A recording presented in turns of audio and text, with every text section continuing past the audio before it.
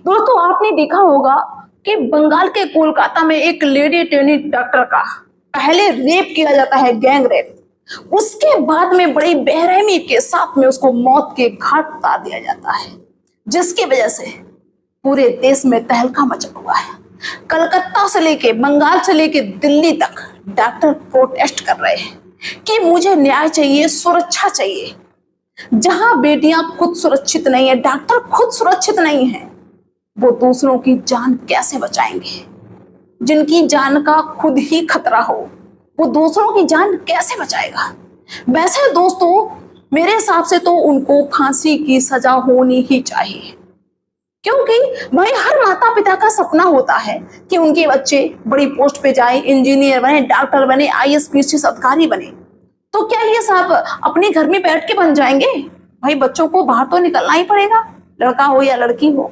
घर बैठ के तो कोई कुछ नहीं बन सकता है। लेकिन जब बाहर ऐसी बर्बरता होगी, ऐसी दरिंदगी होगी, तो कैसे बच्चे घर से निकालें? क्या करें? मजबूरी है, और ये समय के साथ में और भी ज्यादा बढ़ता ही जा रहा है। कुछ समय पहले ऐसा नहीं था। आज का समय दोस्तों ऐसा है कि ना माँ सुरक्षित है, ना बच्चियां सुरक्षित है। माँ चलती तो माँ को भी डर लगता है। छोटी बच्चियां 1 साल की, 2 साल की, 3 साल की, घर से बाहर निकालने के लिए भी सोचना पड़ता है। डर लगता है कि छोटे बच्चों को घर से बाहर कैसे खेलने के लिए भेज दें, जबकि उनकी खेलने कूदने की उम्र है।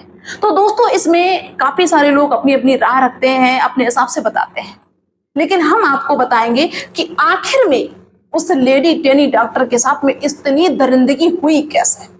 क्या आपको लगता है कि सिर्फ वहां का स्टाफ या जो संजय राय का नाम बताया जाता है वही सिर्फ इसमें है? इसमें एक नहीं, इसमें बहुत बड़ा सिस्टम है भाई। बिजनेसमैन भी होंगे, नेता भी होंगे, बड़ी ऊंची पहुंच होगी इस केस में, इस बर्बरता के पीछे। क्योंकि जो आरजी कर मेडिकल कॉलेज कोलकाता का था, उसमें दोस्तों ये कोई नया केस नहीं हुआ है। इससे पहले कई केस हो चुके हैं। 1999 में हुआ, 2000 में हुआ, 2001 में हुआ, 2010 में हुआ। लेकिन समस्या दोस्तों उस समय ये थी कि उस समय सोशल मीडिया का दौर था नहीं।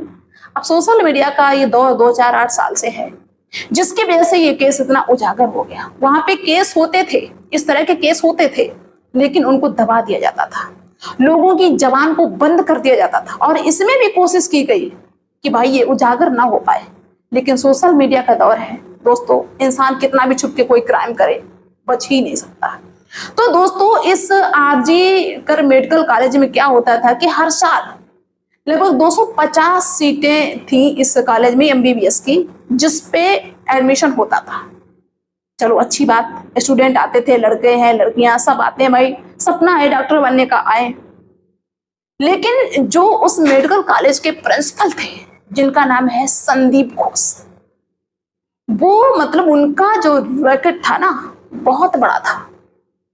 उस मेडिकल कॉलेज में सेक्स रैकेट भी होता था, ड्रग्स रैकेट भी होता था, मानव तस्करी भी होती थी, मानव अंगों की तस्करी भी होती थी, पोर्न फिल्में बनती थी, ब्लू फिल्में बनती थी। वहां सिर्फ ये नहीं कि पढ़ाई होती थी। और इसके लिए ये जो संदीप घोष था, वो जो स्टूडेंट, जो लड़कियां, जो लड़के वहां पे एडमिशन लेते थे, उनको इन्वॉल्व करता था, उनको अपनी तरफ मिलाता था, उनको इन सब में फंसाता था एक प्लान के तहत। कोई ऐसा सोच लेता था कि क्या करें, मेरी मजबूरी है, यहाँ से हम निकल के जा नहीं सकते, ये डिग्री मेरे लिए बहुत ज्यादा जरूरी है, मेरे माता पिता बड़ी मुश्किल से मुझे पढ़ा रहे हैं, तो वो हालातों के साथ में समझौता कर लेते हैं। लेकिन कुछ लोग ऐसे होते हैं जो इसका विरोध करते हैं कि नहीं, मुझे ऐसा नहीं करना है। ऐसा कई लोगों के साथ में इसीलिए हुआ, इसी तरह की दरिंदगी इसीलिए हुई कि उन्होंने विरोध किया। और इसी वजह से ये जो लेडी डॉक्टर थी, जिसकी हत्या हो गई, जिसका रेप हुआ, वो भी इसी कैटेगरी में आई है। तो इसके साथ में जो और बाकी स्टूडेंट थे, उनको अपने हिसाब से वो संदीप घोष चलाता था। उस मेडिकल कॉलेज के पास में ही एक है सोनाकाछी जगह, जो कि कोठा है वहां पे। वहां से लड़कियों को बुला के यहाँ पे ब्लू फिल्म बनती थी, पोर्न फिल्में बनती थी, सेक्स रैकेट होता था, जिससे बड़ी अर्निंग करता था ये। इसमें एक नहीं, बहुत ऊपर तक लोग मिले हुए हैं। नेता भी मिले हुए हैं और बिजनेसमैन भी इसमें मिले हुए हैं। लेकिन समस्या ये थी कि जो ये लेडी डॉक्टर थी, इसके ऊपर जब दबाव बनाया जाता है तो वो इसका विरोध करती है कि नहीं, हम इन सब में इन्वॉल्व नहीं हो, क्योंकि उसको पता था कि मेरे माता पिता ने यहाँ मुझे पढ़ने के लिए भेजा है, हम इस दलदल में नहीं फंसेंगे। दोस्तों, वो लड़की इसके खिलाफ आवाज उठाती है। आज के 8 महीना पहले तो उस पर सख्ती की कर दी जाती है, और जो संदीप घोष प्रिंसिपल था तो वो इस पे इतना जुल्म उठाता था कि 36-36 घंटे की इसकी ड्यूटी लगा दी जाती थी। जो स्टूडेंट, जो डॉक्टर उसके हिसाब से चलते थे तो उनको वो थोड़ी राहत देता था, लेकिन जो उसके खिलाफ जाता था वो उन पे सख्ती करता था। दोस्तों, ये उस डॉक्टर के खिलाफ चली जाती है लड़की, तो इस पे सख्ती कर दी, 36-36 घंटे की ड्यूटी। लेकिन कुछ दिन बाद इस संदीप घोष को ये आभास हो जाता है कि इस मेडिकल कॉलेज में जो भी हो रहा है, जिसकी भी तस्करी हो रही है, जो भी यहाँ पे रैकेट चल रहा है, उन सबकी जानकारी इस लेडी ट्रेनी डॉक्टर को हो गई है और ये इसका पर्दाफाश करेगी। वो पर्दाफाश करने वाली थी, लेकिन सिर्फ वो यही देख रही थी कि सिर्फ जैसे तैसे यहाँ से अपनी हम डिग्री को पूरा करें, इसके बाद में हमें सबका पर्दाफाश करेंगे। उसने बाकायदा अपनी एक डायरी बनाई जिसमें सारी काली करतूत वहां की उसने लिख रखी थी। जब इसकी दोस्तों भनक पड़ जाती है तो उस संदीप घोष को इसकी चिंता सताने लगती है, और जहां भी उसका जो भी रॉकेट था उन सबसे ये मिलता है और पूरा प्लान बनाया जाता है इसको अपने रास्ते से हटाने का, कि अगर इसने इन सारी चीजों का खुलासा कर दिया तो फिर मेरा धंधा चौपट हो जाएगा। दोस्तों, यही होता है। इसके बाद में प्लान के तहत उस लेडी डॉक्टर की उस दिन ड्यूटी 36 घंटे की लगाई गई। अब जिसकी 36 घंटे ड्यूटी लगाई जाएगी उसकी हालत क्या होगी। दोस्तों, जब 36 घंटे की ड्यूटी 8 तारीख को लगाई जाती है उस लेडी ट्रेनी डॉक्टर की, तो वो ड्यूटी करते हुए थोड़ी परेशान हो जाती है। अपने घर पे फोन करके बता देती है कि मेरी 36 घंटे की ड्यूटी है। दोस्तों, रात के लगभग 12-1 बजे का टाइम था। तो डॉक्टर प्लान के तहत, सिर्फ उस दिन 4 डॉक्टर ही थे, प्लान के तहत उससे कह देते हैं कि ठीक है, सेमिनार हॉल में थोड़ी देर तुम रेस्ट कर लो जाके। दोस्तों, उस बेटी को, उस डॉक्टर को बिल्कुल भी इनके मंसूबों के बारे में भनक नहीं होती है कि आखिर में ये क्या करना चाहते हैं। दोस्तों, प्लान के तहत उसको सेमिनार हॉल में भेज देते हैं और वो लेडी ट्रेनी डॉक्टर वहां पे रेस्ट करने लगती है। तभी कुछ देर बाद 4 दबंग, जो कि डॉक्टर कहिए या जो भी थे, वो उसको दबोच लेते, वहीं पे दबोच लेते हैं। जब वो इसका विरोध करती है तो उसके हाथ, पैर, सर, मुंह, मतलब हर जगह से उस पे अत्याचार किया जाता है, उसके साथ बर्बरता की जाती है, उसका गैंग रेप हो जाता है, लहूलुहान हो जाती है। इसके बाद में उसको बेरहमी के साथ में मार दिया जाता है। बताया जाता है कि उसके पैर भी टूटे, उसकी गर्दन भी टूटी, शरीर का ऐसा कोई भी अंग नहीं है जहां पे उसको चोट नहीं है। पोस्टमार्टम रिपोर्ट में आता है। दोस्तों, अब इसके बाद में ये सोचते हैं कि भाई अब इसको कैसे हम दर्शाएं, इसको क्या कह के दर्शाएं, कैसे पब्लिक को दिखाएं, कैसे इसके घर वालों को दिखाएं। तो वो योजना बनाते हैं। एक संजय राय नाम का व्यक्ति उस हॉस्पिटल में आता रहता था। वो इसलिए क्योंकि जो उस हॉस्पिटल में दवाई वगैरह आती थी उसको गाड़ी से उठा के अंदर रखना और इधर उधर रखना, जहां भी उसकी जरूरत थी वो ये काम करता रहता था। और वो शराब पीता था और उसको उस हॉस्पिटल के बारे में सब सारी जानकारी थी।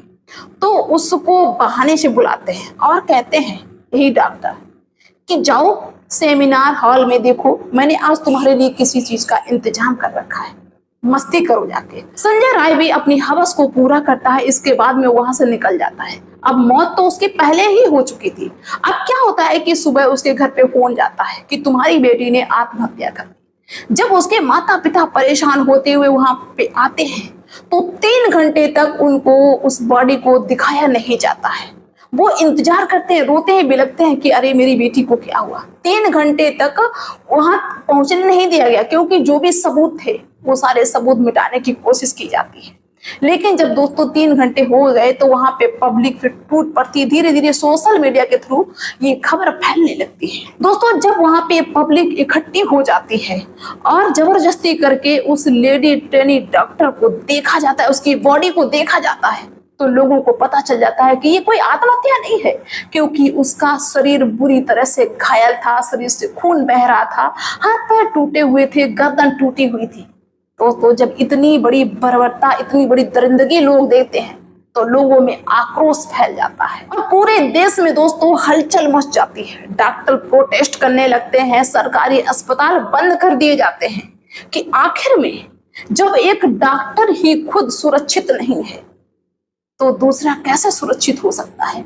लोग अपने फायदे के लिए 2 मिनट में ऐसी दरिंदगी कर देते हैं, रास्ते से हटाने के लिए, सबूत मिटाने के लिए, तो फिर आखिर में किस पे भरोसा किया जाए। जब ये स्थिति बनी रहेगी तो हम लोग अपने बच्चों को कैसे पढ़ाएं, कैसे विश्वास करें, किस पे विश्वास करें। लेकिन दोस्तों संजय राय जो था उसका ब्लूटूथ वहीं पे छूट जाता है, मोबाइल को ऑन करता है तो जैसे तैसे करके वो ब्लूटूथ कनेक्ट हो जाता है, जिसके जरिए पुलिस ने उस संजय राय को पकड़ लिया। बाकी तो सब फरार हो गए, संजय राय को पकड़ लिया गया। संजय राय अपनी सफाई देता है, जो भी उसको कहना होगा, लेकिन उसका आज नार्को टेस्ट हो रहा है। जब दोस्तों पुलिस से ये केस नहीं संभाला गया, इसकी सच्चाई नहीं निकाली गई, तो ये मामला सीबीआई को दे दिया गया। सीबीआई इसकी जांच कर रही है, हर एंगल से इसकी जांच हो रही है। शायद है कि अब उस लेडी ट्रेनी डॉक्टर को न्याय मिल जाएगा।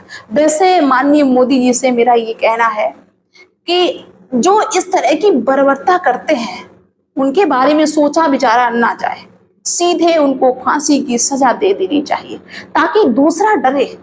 बहुत सारे ऐसे केस होते हैं कि जिनको दबा दिया जाता है, वो बेचारे खुल के बोल ही नहीं पाते हैं, दबा दिया जाता है, नहीं बोल पाते हैं। लेकिन कम से कम कुछ मात्रा में जो कम से कम केस हाईलाइट हुए हैं उनको तो खुली फांसी दो ताकि अगलों को डर लगे। तो आप सभी लोगों की क्या राय है इसके बारे में, आप लोग क्या कहेंगे मुझे कमेंट्स के थ्रू जरूर बताना। और मिलते हैं फिर नेक्स्ट वीडियो में नेक्स्ट डे। बाय दोस्तों।